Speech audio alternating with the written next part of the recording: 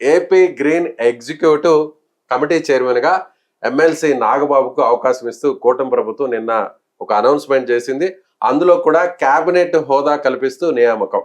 అంటే ప్రశాంత్ గారు, నాగబాబు గారు పవన్ కళ్యాణ్కి ఒక రకంగా అన్నగా కంటే కూడా పార్టీకి సంబంధించిన జనసేన పార్టీలో ఒక బ్యాక్ ఎండ్ లో ట్రబుల్ షూటర్ గా ఆయన చాలా ప్రధాన కార్యకర్త. పిఠాపురంలో ఆ స్థాయిలో మెజారిటీ రావడానికి కానీ, పార్టీలో అంతర్గతంగా ఉన్నటువంటి చిన్న చిన్న సమస్యలన్నింటినీ కూడా పవన్ కళ్యాణ్ వరకు వెళ్లకుండా ఈయన చాలా వరకు ఆ సమస్యలను పరిష్కరించారు. అయితే గతంలోనే అధికారంలోకి వచ్చినటువంటి తొలినాళ్లలోనే ఇదే చంద్రబాబు నాయుడు ఒక అనౌన్స్మెంట్ కూడా ఇచ్చారు, లేఖను కూడా రిలీజ్ చేశారు. అంటే ఆయన్ని కేబినెట్ లోకి తీసుకోబోతున్నావు అని. అంటే ఈ పదవి ఏదన్నా దానికి ఏదైనా అడ్డంగా మారే అవకాశం ఉందా, లేదంటే దానికి బదులు ఈ పదవి ఇచ్చారనుకోవచ్చు? డెఫినెట్ గా అంటే టీడీపీ ప్రభుత్వం, చంద్రబాబు నాయుడు గారు, టీడీపీ నాయకత్వం డెఫినెట్ గా సముచితంగా ఒక కేబినెట్ హోదా ఇస్తాము, కేబినెట్ మినిస్ట్రీ చేస్తామన్నారు. హోదా కూడా కాదు, కేబినెట్ మినిస్ట్రీ ఎప్పుడు అంటూ ఎదురు చూశారు. అది దాదాపు ప్రజలందరూ, నాకు తెలిసి జనసేన కార్యకర్తలు కూడా మర్చిపోయారు.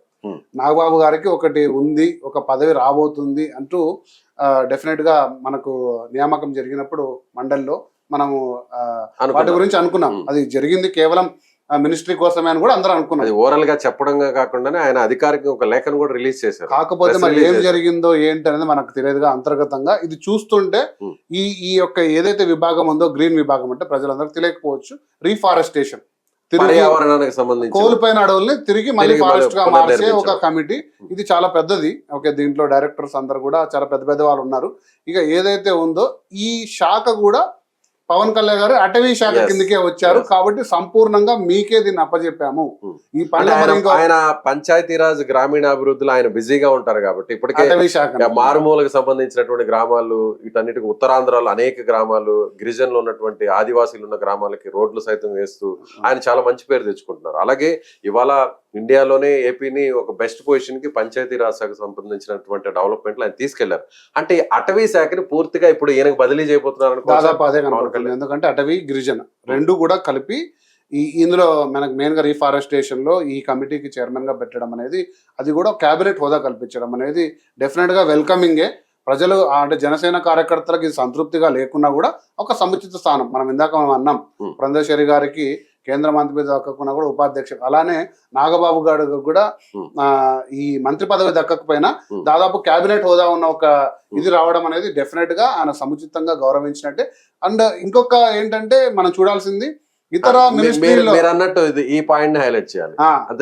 ఇతర మినిస్టర్లు తర్వాత వారి యొక్క సెక్షన్స్ లో ఇబ్బంది పడకుండా, ముఖ్యంగా తెలుగుదేశం వారితోటి ఏ వివాదాలు రాకుండా, అన్నగారి నాయకత్వంలో ఉన్న, తమ్ముడి నాయకత్వంలో ఉన్న డిపార్ట్మెంట్ కే ఒక చైర్మన్ గా రావడం అంటే ఇక ఈ వివాదాలు కూడా ఫ్యూచర్ లో ఉండకూడదు అనే ఉద్దేశపూర్వకంగా చేసినట్టు కూడా కనపడుతుంది. అలాగే కూటమిలో ఉన్నటువంటి కీలక నాయకులతో సంప్రదింపులు జరపాలన్నా కూడా సోదరుడి తరపున ఒకవేళ పవన్ కళ్యాణ్ గారికి ఆయన ఇటీవల చూసినట్లయితే కొంత అనారోగ్య పరంగా కూడా కొంత ఆయన దూరంగా ఉన్నారు. అయినా కూడా ఆయన సర్జరీ జరిగిన వెంటనే కూడా మళ్ళీ తిరిగి యాక్టివిటీస్ లో పాల్గొంటున్నారు. అయితే ఇలాంటి సందర్భంలో తమ్ముడి తరపున డెసిషన్ తీసుకోవడంలో ఈయన ఇప్పుడు కీలక పాత్ర పోషించవచ్చు. ఎందుకంటే ఇప్పటి వరకు నాదెండ్ల మనోహర్ గారికి ఆ స్థానం ఇచ్చారు. మీరు కేంద్రంతో చర్చలు కానీ ఏదైనా చూస్తే జనసేన తరపున పవన్ కళ్యాణ్ గారు, నాదెండ్ల మనోహర్ గారు వస్తున్నారు.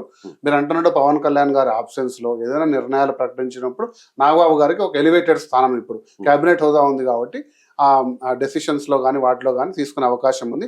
ఏదైనా జనసేన పార్టీకి ఒక సంతోషకరమైన వార్తే, అంటే ఒక సముచిత స్థానం దక్కింది నాగబాబు గారికి.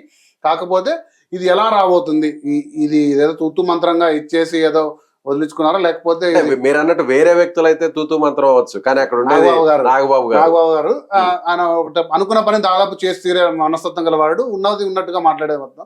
కాబట్టి ఇది డెఫినెట్ గా గిరిజనులకు కానీ, రీఫారెస్టేషన్ కానీ, గ్రీన్ ఏదైతే ఒక చైర్మన్ గా ఉంటున్న ఆ కమిటీకి కానీ మంచి రోజులు రావచ్చు, మంచి జరగచ్చు అని కూడా మనం ఆశిద్దాం. అంటే భవిష్యత్ తరాలకు ఉపయోగపడేటువంటి ఒక కీలకమైనటువంటి బాధ్యత అనుకోవచ్చు డెఫినెట్ గా. ఎందుకంటే ఈ రీఫారెస్టేషన్, అర్బనైజేషన్ జరుగుతూ మనం ఎంతో ల్యాండ్ కోల్పోతున్నాం. తిరిగి అంతే మొత్తం ఫారెస్టేషన్ ని కల్పించాల్సిన బాధ్యత ప్రభుత్వం ఉంది, ఇండస్ట్రీస్ పైన ఉంది. వీళ్ళు కూడా వాటి మీద ఫోకస్ చేసి ఇదేదో అంటే పెద్దగా వాల్యూ లేని పదవి అని మనం తీసుకోనికి లేదు. ఇది చాలా ముఖ్యమైన పదవి.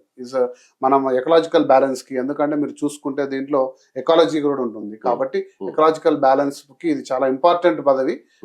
అంటే తెలియని వాళ్ళకు ఇది ఏదో పెద్దగా అవగాహన ఉండదు, అవగాహన అంటే ఉండదు. రాజకీయ పరంగా చూసేటువంటి అంత పెద్ద పోస్ట్ కాదేమో అనేటువంటి భావన ఒకసారి ఉన్నప్పటికీ మీరు ఆ కూడా చైర్మన్ ఉన్న కమిటీలో మెంబర్స్ మీరు చూసుకుంటే Hmm. దాదాపు అన్ని జిల్లాల కలెక్టర్లు, చాలా అన్ని డిపార్ట్మెంట్ డైరెక్టర్స్ ఉంటారు. Hmm.